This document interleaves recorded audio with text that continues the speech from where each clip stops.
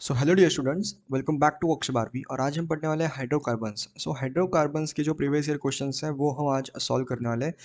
बने रहिए हमारे साथ। एमसीक्यूज सॉल्विंग सेशन ये हमारा होने वाला है आज, और इसी के साथ हम शुरुआत करते हैं आज के सेशन की। अगर आपको एमएसटीसीटी के लिए hand written notes, mock test, short notes अगर आपको एक्सेस करना है तो वो हमारे टेलीग्राम ग्रुप पर अवेलेबल है।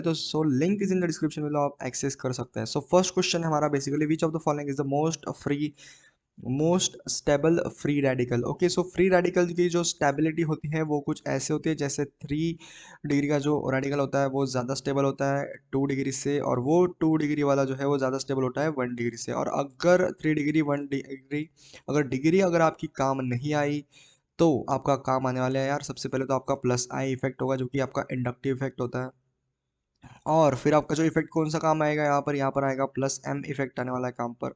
ओके, और फिर जो लास्ट हमारा है जो कि आपका हाइपर कॉन्जुगेशन इफेक्ट, जो कि आपका काम आने वाला है इसमें। अगर आपकी डिग्री वगैरह कुछ काम नहीं आई तो ये इफेक्ट्स आप लगा सकते हैं बेसिकली। फर्स्ट क्वेश्चन की बात करेंगे, जैसे फर्स्ट ऑप्शन की बात करेंगे, जैसे CH3 है यहाँ पर। Okay, CH3 okay. CH3 है यहाँ पर और CH3।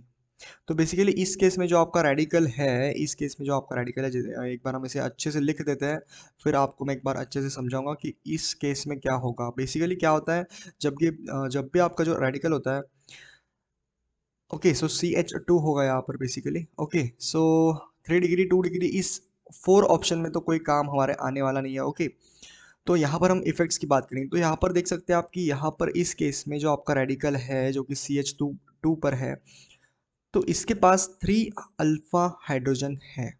तो यहाँ पर आपका थ्राइस ऑफ अल्फा हाइड्रोजन, जो आपका जो हाइपर कॉन्जुगेशन इफेक्ट है वो यहाँ पर लगने वाला है। बी ऑप्शन की अगर हम बात करें तो CH3 CH3। Okay, so basically यहाँ पर इस केस में आपकी यहाँ से 3 अल्फा एच है और यहाँ से 3 अल्फा एच है, मतलब कि यहाँ पर आपका होगा 6 अल्फा हाइड्रोजन। और जितने ज़्यादा अल्फा हाइड्रोजन होंगे उतना आपका जो स्टेबल होगा आपका free radical. Okay, C option की अगर हम बात करें, देखो सी ऑप्शन में क्या होता है, CH3 भी होगा यहाँ पर, और CH आपका जो रेडिकल है इस पर है, और C6H5 होगा बेसिकली। तो जो ये आपका ये फिनाइल है, जैसे C6H5 है, ये इसके साथ रेजोनेंस में होगा, और यहाँ पर जो है आपका 3 हाइड्रोजन जो है ये इसके साथ होंगे आपके हाइपर कॉन्जुगेशन में। और यहाँ पर जो है, यहाँ पर इस केस में C6H5 है जो इसके साथ है ना, तो ये इसके साथ हाइपर कॉन्जुगेशन में है। ओके, कॉन्जुगेशन में है सिर्फ। तो बेसिकली यहाँ पर जो होगा आपका ये रेजोनेंस में है, इसे हम रेजोनेंस बोल सकते हैं। जैसे इस केस में हम इसे रेजोनेंस बोल सकते हैं। तो ये हमारा मोस्ट स्टेबल होगा। डी ऑप्शन की अगर हम बात करें, डी ऑप्शन में क्या होगा, C6H5 है, और CH2 भी आपका होने वाला है बेसिकली इस केस में, और CH2। ओके, तो CH2 पर आपका रेडिकल है। तो इस केस में क्या होगा, जो आपका रेडिकल के पास है, इस केस में आपके रेडिकल के पास कितने अल्फा हाइड्रोजन है, तो इस केस में आपके पास अल्फा हाइड्रोजन जो है वो है 2 है। ओके, अल्फा हाइड्रोजन जो है आपके पास 2 अल्फा हाइड्रोजन है, जो कि यहाँ से आपको मिलने वाला है बेसिकली। और C6H5 जो है इसके पास यहाँ पर रेजोनेंस में नहीं है बेसिकली। ओके, नो रेजोनेंस होने वाला है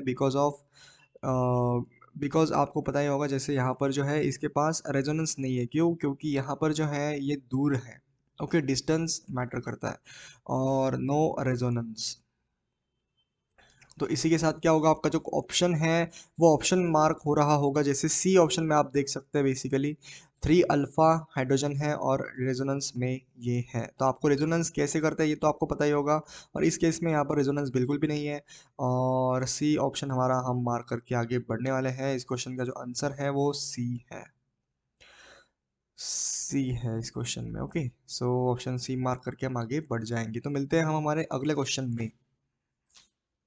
हमारा अगला क्वेश्चन है, hydrocarbon which is liquid at a room temperature is. Okay, liquid at a room temperature कौन से होने वाले हैं हमारे हाइड्रोकार्बन, बेसिकली C1 से लेकर C4 तक की अगर हम बात करें कार्बन की, ओके, हाइड्रोकार्बन की, तो ये हमारे होते हैं बेसिकली गैस में। ओके, ये हमारे गैस में होते हैं। और C5 से लेकर अगर फर्दर की अगर हम बात करेंगे तो ये हमारे होते हैं लिक्विड में। ओके, C5 से लेकर फर्दर की अगर हम बात करें तो ये हमारे होते हैं लिक्विड में।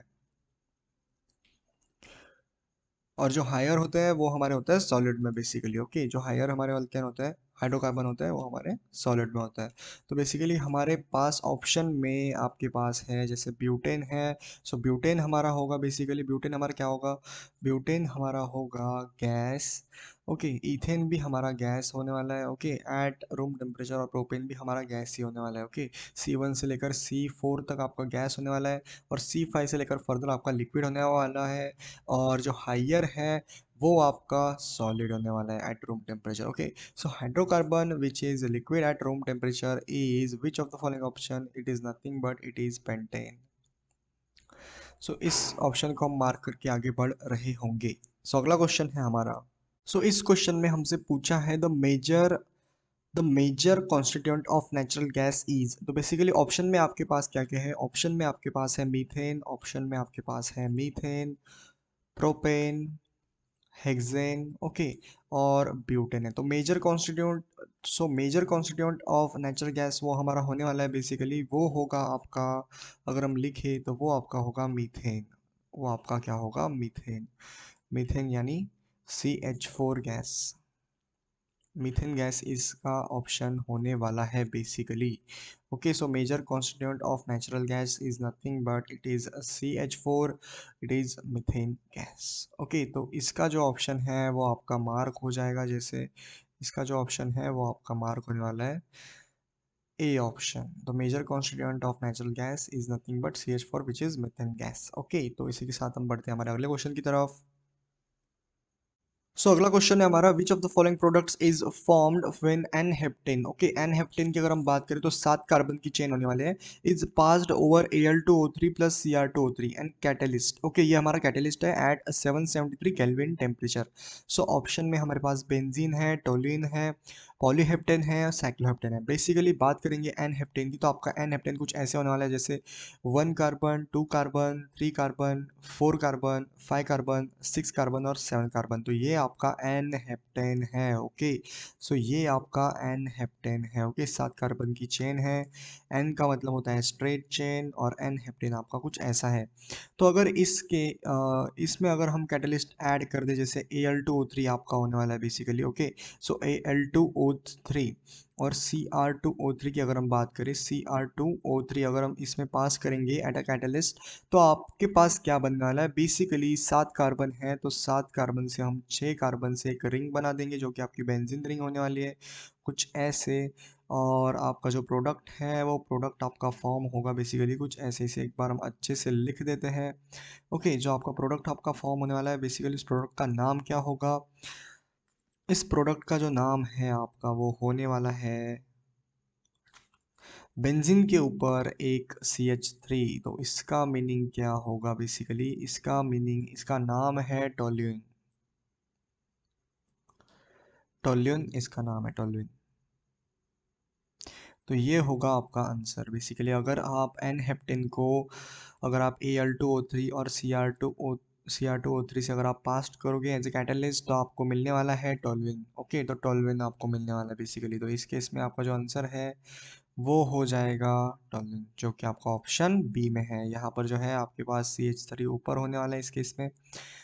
तो ऐसे आपको याद रखना है, जैसे Al2O3 और Cr2O3 का जो है वो फंक्शन क्या होता है। ओके, सो एन हेप्टेन का हमने अभी रिएक्शन किया है, हमने पास किया है n heptane over Al2O3 plus Cr2O3 catalyst at a temperature of 773, तो हमें मिला है टोल्विन। सो आपका जो आंसर है वो बी आने वाला है। ओके, सो अगले क्वेश्चन में हम बढ़ रहे होंगे हमारे अगले क्वेश्चन की तरफ। ओके, सो यहाँ पर ऑप्शन बी मार्क करते हैं और आगे बढ़ते हैं। सो अगला क्वेश्चन है हमारा, which compound can not B form from Wurtz reaction. Basically Wurtz reaction में वही कंपाउंड फॉर्म नहीं होते जो हमारे ऑड नंबर ऑफ कार्बन के साथ होते हैं। तो बेसिकली बात करेंगे वुड्स रिएक्शन में कौन से compound can not be formed from Wurtz reaction. तो basically odd number of compounds can not be formed from Wurtz reaction. Odd number of compounds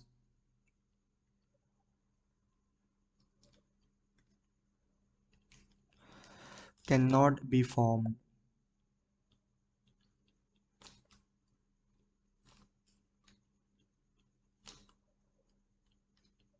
from Wurtz reaction.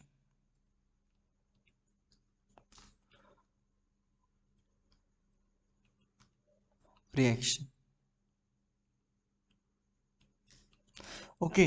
So odd number of compounds जो होते हैं आपके वो Wurtz reaction से कभी भी formed नहीं होते। तो इस केस में क्या होगा, हमारे पास ऑड नंबर ऑफ कार्बन कौन कौन से हैं। अगर ऑप्शन ए की अगर हम बात करें तो यहाँ पर जो है आपका प्रोपेन है।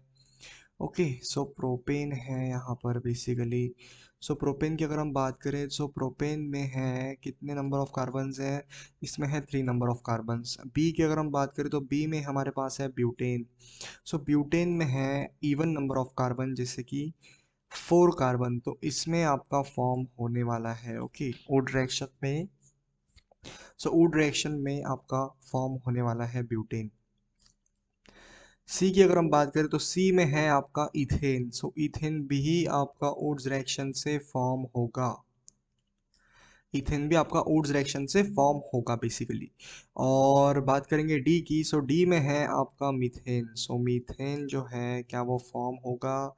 यहाँ पर हमने कहा है कि ऑड नंबर ऑफ कंपाउंड्स, जैसे कि हमने कहाँ पर कहा है, जैसे यहाँ पर odd number of compound can not B form from Wurtz reaction. Okay, so reaction यहाँ पर लिखना बाकी था तो वो हम यहाँ पर लिख देते हैं जैसे reaction. So odd number of compounds can not be formed from Wurtz reaction. Propane की अगर हम बात करें तो सो प्रोपेन में क्या होगा, प्रोपेन में कुछ ऐसा आपका प्रोपेन होता है। तो प्रोपेन में अगर हम ऐड करेंगे वुड्स रिएक्शन की जो हमारे कैटलिस्ट होते हैं जैसे Na ओवर ईथर होता है बेसिकली। ओके, तो यहाँ पर आपका क्या फॉर्म होने वाला है, यहाँ पर आपका फॉर्म होने वाला है एन हेक्सेन। एन हेक्सेन यहाँ पर फॉर्म होने वाला है बेसिकली। सो एन हेक्सेन, यहाँ पर हेक्सेन का स्पेलिंग कुछ अच्छे से हम लिख देते हैं और आपका जो आंसर है वो आने वाला है बेसिकली। ओके, सो एन हेक्सेन यहाँ पर फॉर्म्ड होने वाला है।